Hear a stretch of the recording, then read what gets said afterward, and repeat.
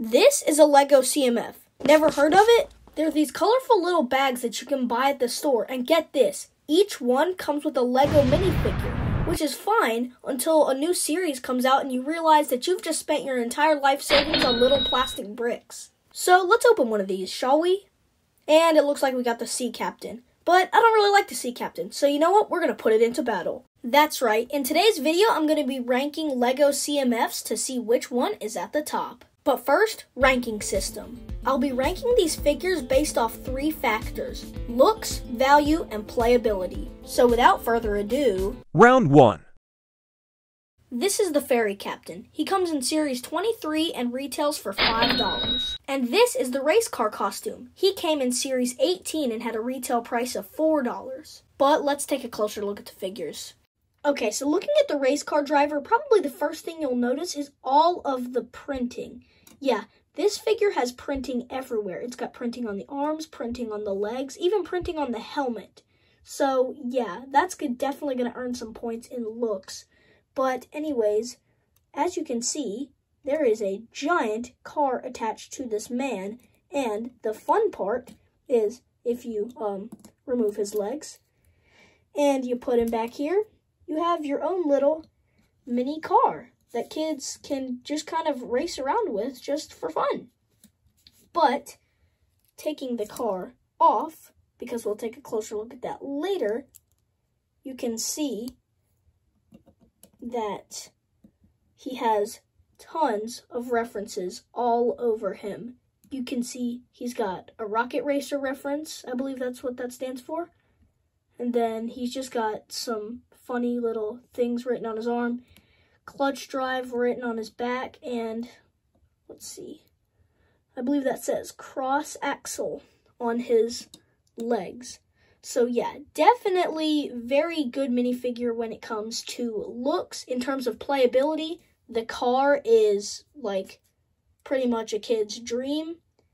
And then in terms of value, the fact that you get a whole vehicle inside of a $4 CMF pack, I think that's pretty good value. So, let the score show up on the screen now.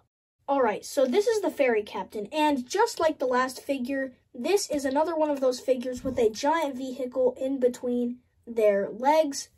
But I honestly like this one better. I feel like a ship is more creative, although I do feel like a car is definitely more fun for kids. Just my personal opinion on that. Anyways, taking a look at the figure up close, as you can probably already tell, this reminds me a lot of the Series 10 Sea Captain, as I mistakenly called him in the intro of this video. But anyways, taking a closer look at him, you can see he's got white mustache. I believe this is the same sailor hat as the guy from Series 10. And yeah, overall, he's got a little bit of arm printing, but no leg printing whatsoever. So I feel like overall, looks, it's whatever. The playability is almost the same as the car guy, but the ferry isn't quite as fun for kids since you can't really roll it around. You kind of have to, you know, drag it. But yeah, in terms of value, I would give this the same score as the race car driver if it wasn't $1 more expensive. The fact that Lego minifigures have went up by $1 since the race car driver came out, it's just going to make me lower the value score. So yeah, here are the scores. Round 2. Alright, so in this next round we have Sam Wilson versus the Knight of the Yellow Castle. And these figures both retail for $5, and Sam Wilson comes in the Marvel minifigure series, and the Knight of the Yellow Castle comes in Series 23. Now let's take a closer look. Alright, so here is Sam Wilson, and like the race car driver, the first thing that you'll probably notice is the insane amount of printing. I mean, we've got like tons of arm printing, even got it on the other arm, and then the leg printing is what really amazes me. We've got leg printing all around except for on the back, of course. But yeah, even on the side and on the front, it's just so detailed. Even the shield, it has this little like silver circle around it, which was unnecessary, but it's greatly appreciated. So yeah, those are some bonus points for looks. And then for value, I would say that this is pretty good because, I mean, this comes with a new hairpiece, and all of these parts are new. All of the parts on this figure are new. Every single one of them is exclusive, which makes me incredibly happy, except for, of course, the red hands. But yeah, the fact that every single one of these pieces is exclusive adds a lot to the value.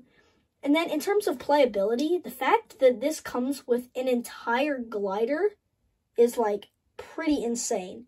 Like, kids can just go, you know, whatever the heck they do. And yeah, it's really fun because, you know, like, Falcon is just a cool Marvel character, and you can just have him fly around as Captain America, and it's pretty cool. So here are the scores. Alright, so here's the knight, and the really big thing about this figure is how many accessories it comes with. I mean, like, I can't even fit them all in her hands just because she comes with 3 of them, which normally a LEGO CMF comes with, like, 1, maybe 2 accessories if we're lucky. And this, you can actually get an extra one of these swords. So this is not the only sword that comes with her, but this is the only one that I have right here. But anyways, aside from the accessories, she has a pretty cool knight's helmet with, I believe that this is a new color for the flame piece. And then, as always, all the CMFs have a new head print, so she has a new head print.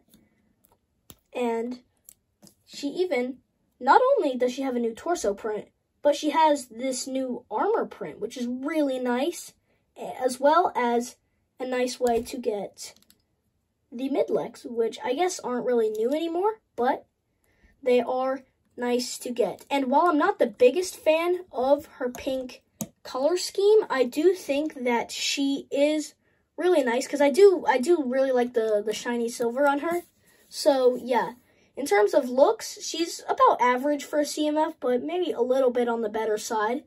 And then in terms of value, she definitely dominates this competition. I mean, this isn't even all of her accessories. Like, I'm not even holding the shield. Here's the shield. I've got the stick horse, the shield, and the sword.